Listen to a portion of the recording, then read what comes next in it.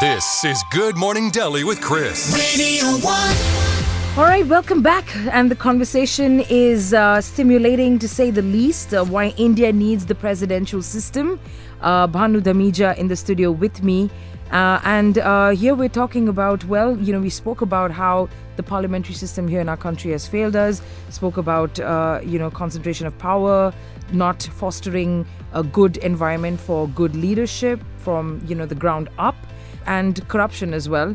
The presidential system, the merits of it. A lot of people would say, hey, okay, that's capitalist in nature. And they might say that, okay, there's corruption over there as well. What do you have to say about the lobbying that happens? What do you want to say?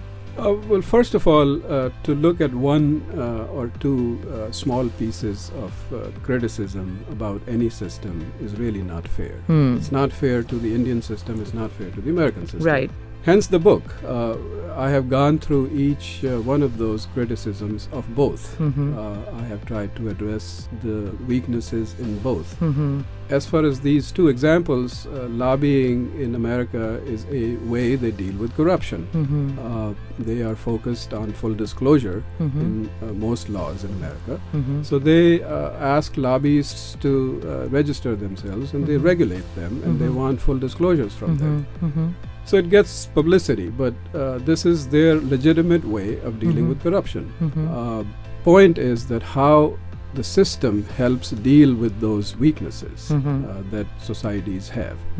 As far as capitalism is concerned, from the very get-go, the American system was based on some very key fundamental capitalistic principles. In fact, the word capitalism wasn't even invented, wasn't even coined when the American system was created.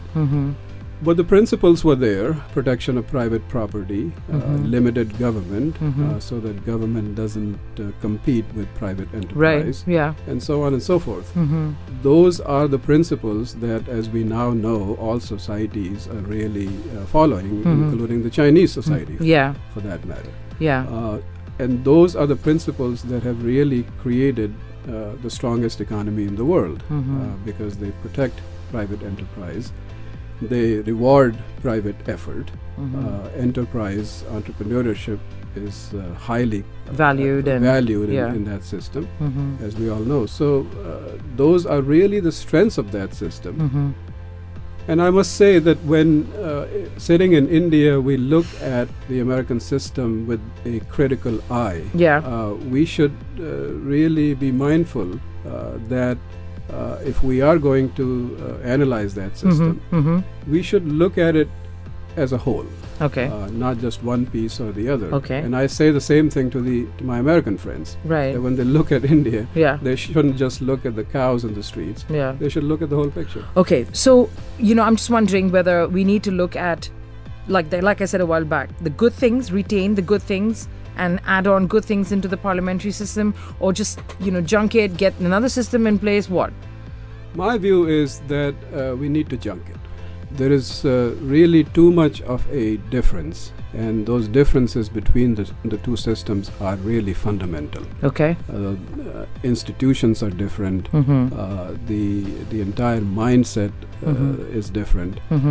What I have suggested in my book is that India should call a constituent assembly and invite its best minds to sit together and find a new system. Now, there might be you say, wow, but I think I know. I'm just thinking about how the wheels are going to turn for this one. It can be done. The American system, when it was created, if you read that story in the book, it is a remarkable story. Nobody in America wanted to create a new system. I have no doubt it'll be a remarkable story when it happens here as well. Either way, so coming back, Bhanu Dhamija, Why India Needs the Presidential System. Read it. You'll maybe, it'll kind of, get a light bulb going on in your head. It certainly has got one going on in mine. We're going to come back. Hang around.